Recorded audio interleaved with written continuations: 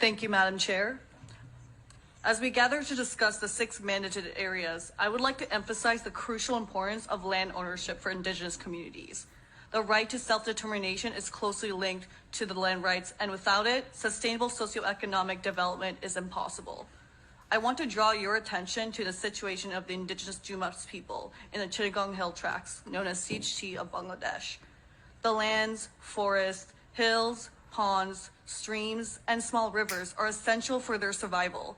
Unfortunately, most of the indigenous lands in the area have been grabbed or occupied by Bengali outsiders or settlers who were brought into the 𝐤𝐲𝐬 by the government, numbering about 500,000.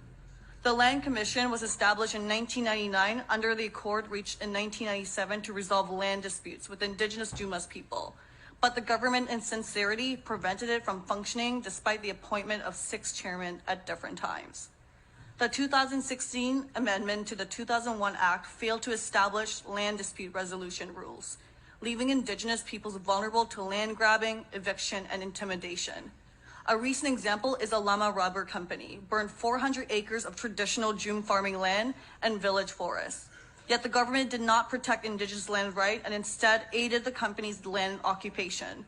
This injustice highlights the ongoing struggle of indigenous communities to protect their heritage and the urgent need for action to address their land rights. It is worth noting that although the Honorable Delegate of Bangladesh claimed in this forum last week that 1,555 development projects have been approved for the development of 𝐤𝐲𝐬𝐬 this year, indigenous peoples are continually losing their lands and being displaced from their traditional lands. No matter how many development projects are undertaken, these development programs cannot benefit indigenous peoples without ensuring their land rights. As indigenous peoples, we are not against development. Our demand is for the development that aligns with our culture, protects our environment, and upholds the 𝐤𝐲𝐬𝐬 Accord. Therefore, implement the 𝐤𝐲𝐬𝐬 Accord is not just a slogan, it is our call to action.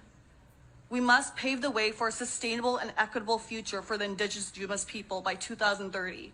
Let us unite our efforts towards our goal and together create a better future for all. Thank you.